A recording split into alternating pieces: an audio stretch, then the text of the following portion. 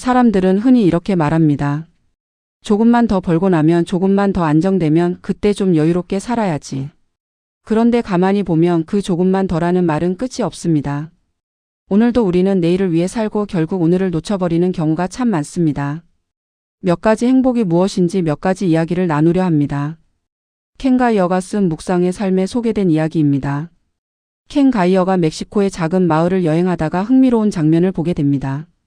한 노인이 좌판을 펼쳐놓고 양파를 팔고 있었는데 딱 20개였습니다.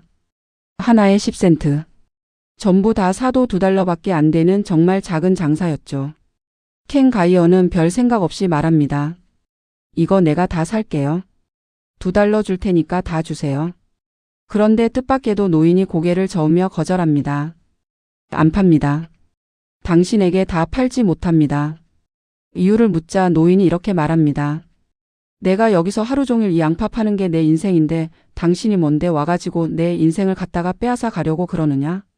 나는 사실은 이 양파 20개를 팔아가지고 생계를 잇고 먹고 살지만 나는 이걸 팔면서 사람들을 만납니다. 시장 냄새를 맡고 떠드는 소리를 듣고 사람들이 웃고 때로는 다투는 모습까지 보면서 그 시간을 즐깁니다.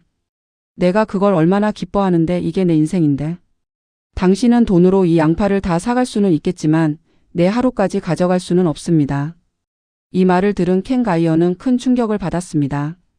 우리는 보통 빨리 끝내는 것을 효율이라고 생각하지만 그 노인에게는 그 시간을 사는 것이 더 중요했던 겁니다. 비슷한 이야기가 하나 더 있습니다.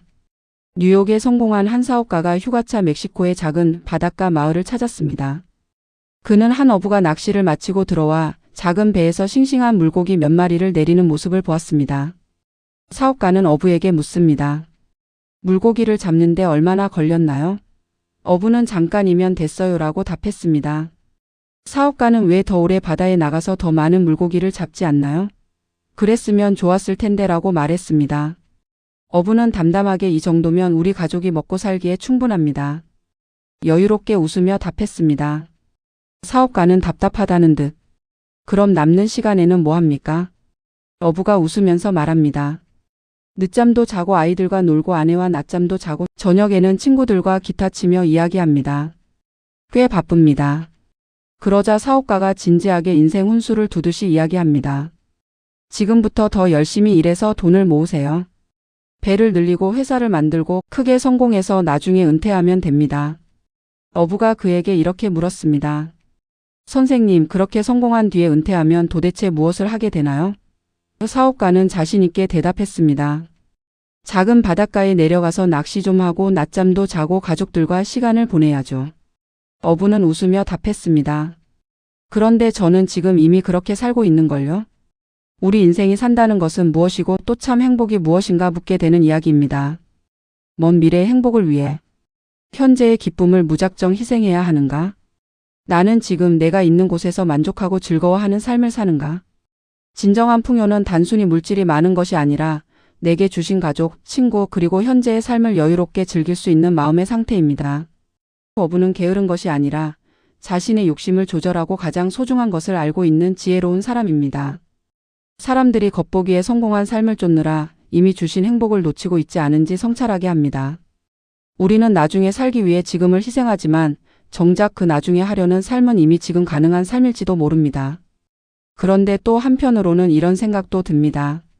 그래도 돈이 많으면 더 행복해지는 거 아닌가? 이 질문에 대해 아주 극단적인 사례가 하나 있습니다. 남태평양에 있는 작은 섬나라 나우루라는 나라입니다. 면적은 서울 용산구와 비슷하고 인구는 1만 명 정도 됩니다. 나우루는 오랜 세월 동안 쌓인 새똥이 굳어져서 땅이 되고 그렇게 해서 사람이 살기 시작한 곳입니다. 이 나라는 한때 세계에서 가장 부유한 나라 중 하나였습니다. 새똥에서 나오는 인산염과 산호충이 굳어져 생성된 인광석. 자원을 팔아서 엄청난 돈을 벌었습니다. 1980년대 미국의 1인당 국민소득이 1만 2천 불. 일때 이 나라는 이미 2만 불을 넘어섰습니다. 국민들은 세금을 낼 필요도 없었고 의료비, 교육비, 생활비까지 거의 나라에서 다 지원해줬습니다.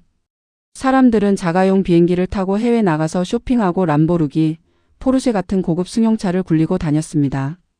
모든 일들은 외국인 노동자들에게 다 맡겼고 국민들은 일하지 않았다. 집안일뿐 아니라 광산을 채굴하는 일들도 거의 외국인의 노동력을 의존했습니다. 그야말로 인간이 꿈꾸는 지상 낙원 같았습니다.